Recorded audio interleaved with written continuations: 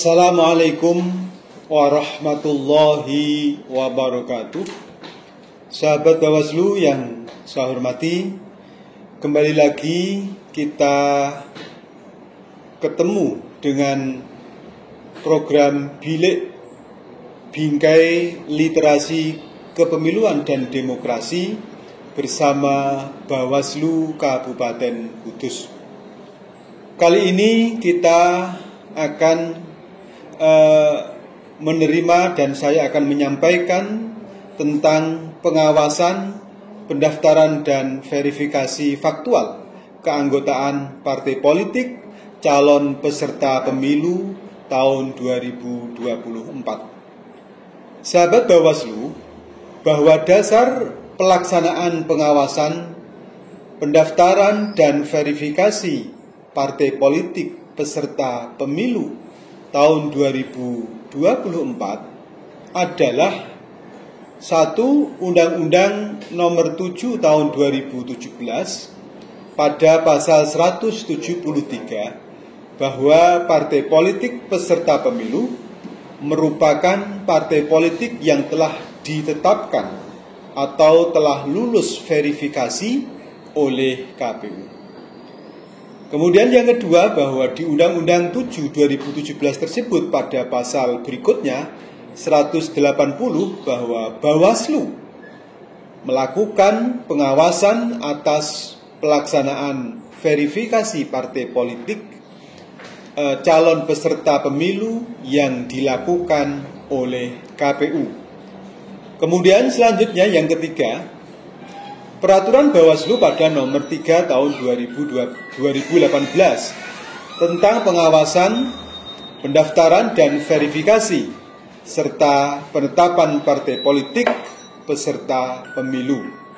Sahabat Bawaslu yang saya hormati, tentu ini menjadi hal yang harus kita pahami dan kita terima bersama.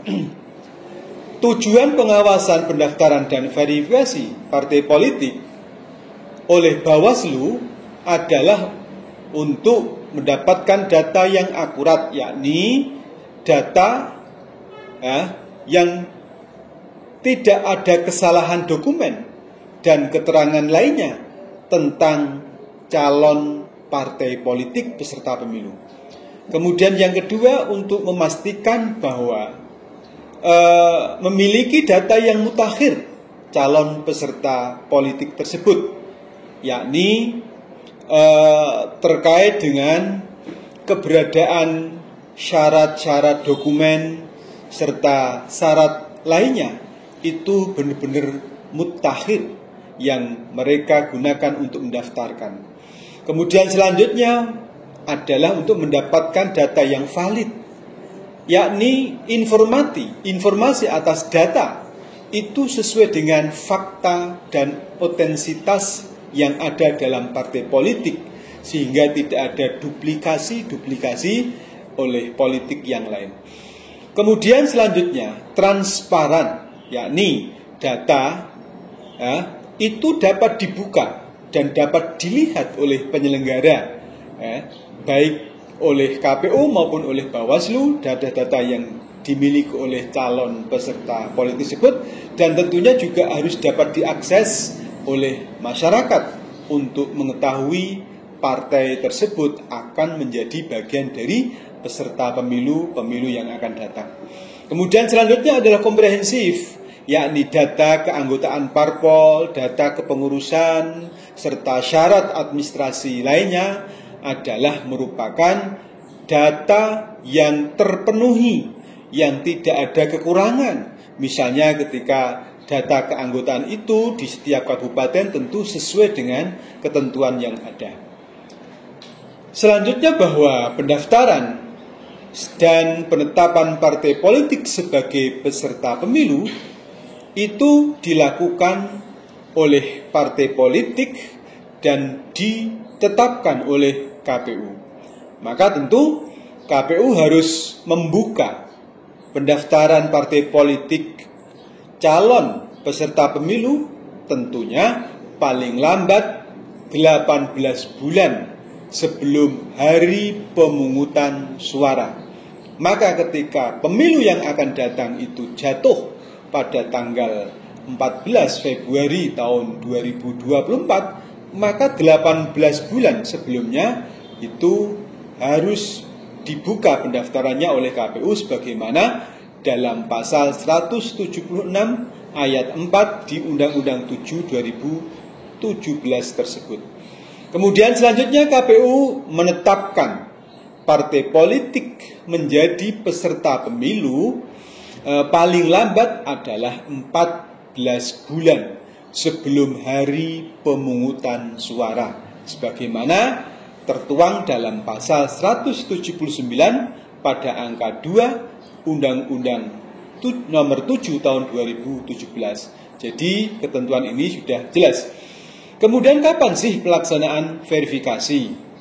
Bahwa pelaksanaan verifikasi keanggotaan partai politik tentu sebelumnya adalah bersifat face to face, yakni diverifikasi oleh petugas kepada anggota partai politik secara langsung tatap muka, baik yang melalui sampling maupun yang melalui sensus.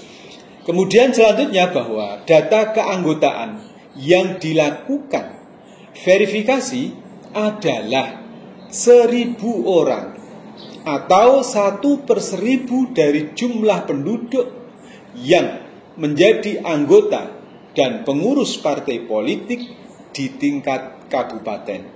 Jadi kalau satu kabupaten itu penduduknya berapa, maka 1/1000-nya itulah yang harus diajukan oleh partai politik. Verifikasi. Apa sih verifikasi? Verifikasi adalah penelitian atau pemeriksaan terhadap keanggotaan, keabsahan dan kebenaran dokumen persyaratan partai politik calon peserta pemilu tahun 2013. Jadi verifikasi adalah penelitian dan pemeriksaan terhadap kelengkapan tersebut.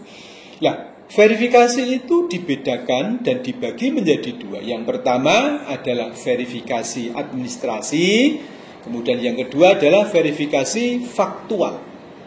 Verifikasi administrasi adalah penelitian atau pemeriksaan kelengkapan dan keabsahan dokumen administrasi sebagai pemenuhan persyaratan calon partai politik menjadi peserta pemilu dalam pemilu yang akan datang. Sementara verifikasi faktual adalah penelitian dan pencocokan terhadap kebenaran objek di lapangan dengan dokumen persyaratan calon peserta pemilu, yakni partai politik menjadi peserta pemilu pada pemilu yang akan datang. Apa sih dokumen persyaratan partai politik? Di antaranya yang pertama adalah jumlah keanggotaan partai politik dalam kabupaten atau kota. Paling sedikit adalah 1.000 orang atau 1/1000 dari jumlah penduduk dalam satu kabupaten atau kota yang menjadi anggota dan pengurus partai politik. Yang kedua, kesesuaian nama ketua umum partai politik, sekretaris atau sekretaris jenderal partai politik, serta bendahara umum atau sebutan lain pada susunan kepengurusan partai, mulai dari tingkat pusat sampai di tingkat provinsi hingga pada tingkat kabupaten dan kota. Yang kedua, yang diperiksa adalah keberadaan kantor, domisili partai politik yang sesuai dengan surat keterangan dari camat atau dari kepala desa hingga pada akhir tahapan pemilu. Yang keempat adalah pengambilan sampel verifikasi faktual keanggotaan dengan rumus 10% kali jumlah anggota yang diserahkan oleh partai politik kepada KPU. Ini diperiksa. Yang kelima adalah pemenuhan keterwakilan 30 perempuan dalam kepengurusan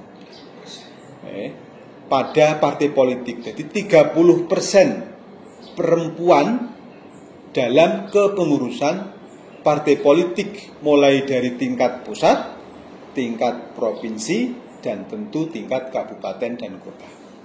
Yang keenam adalah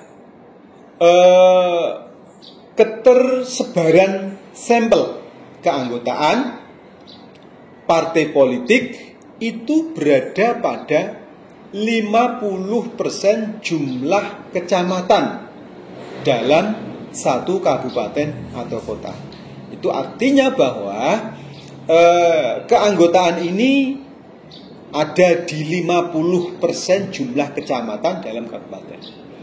Sahabat Bawaslu yang saya hormati, bahwa pengawasan pelaksanaan pendaftaran dan verifikasi partai politik calon peserta pemilu, Bawaslu ingin memastikan kepada penyelenggara yang lain, yakni KPU, yang pertama bahwa tahapan pendaftaran dan verifikasi